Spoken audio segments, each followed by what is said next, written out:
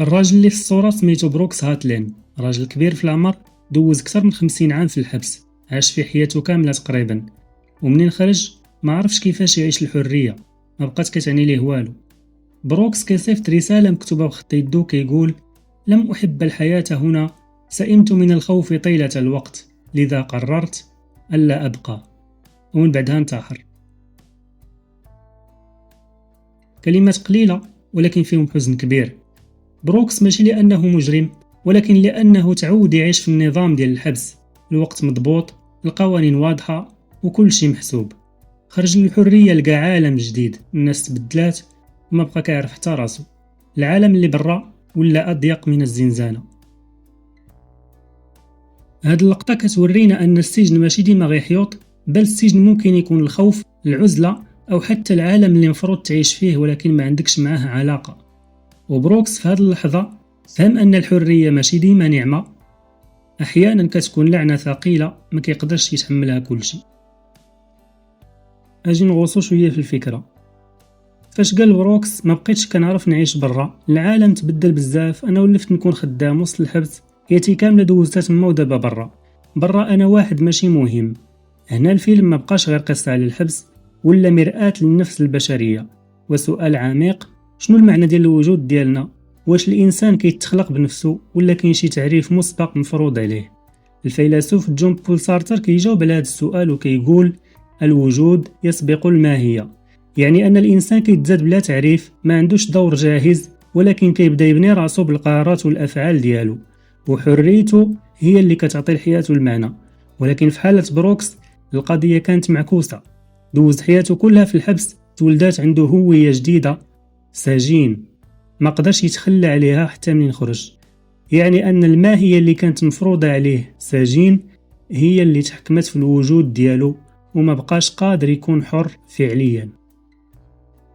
الفيلسوف مارتن هايديغر عنده رأي مختلف على سارتر، كيقول أن الإنسان ماشي حر بزاف لأنه تولد وسط ثقافة وعادات وسياق اجتماعي كيأثروا عليه.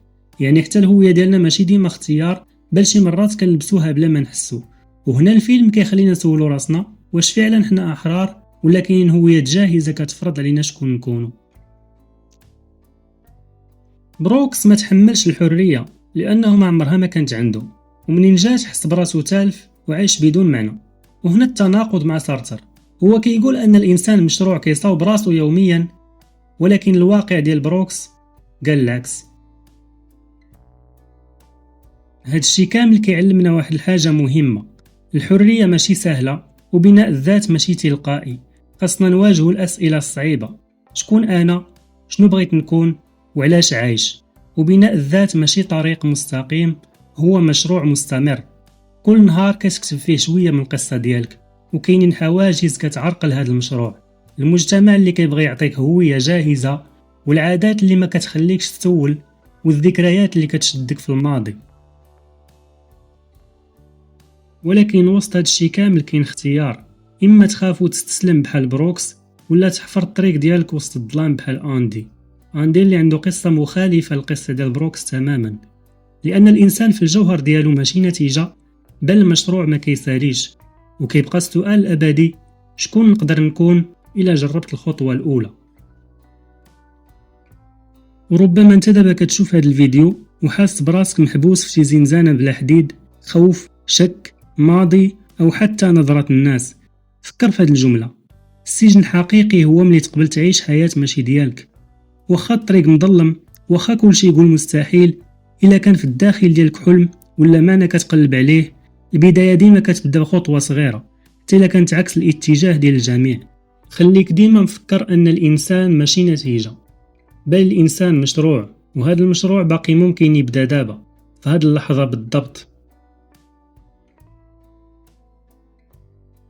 The Shawshank Redemption ماشي غير فيلم على الحبس، هو تأمل في الحرية وفي الهوية وفي المعنى.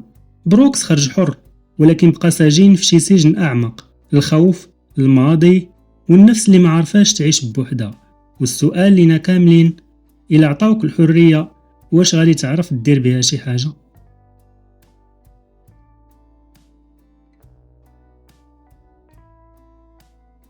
إلا عجبك المحتوى وكتحس براسك من عائلة جا في اللقطة، دير جيم، كتب لنا كومونتير، بارطاجي مع صحابك باش تكبر العائله ديالنا وتولي اقوى.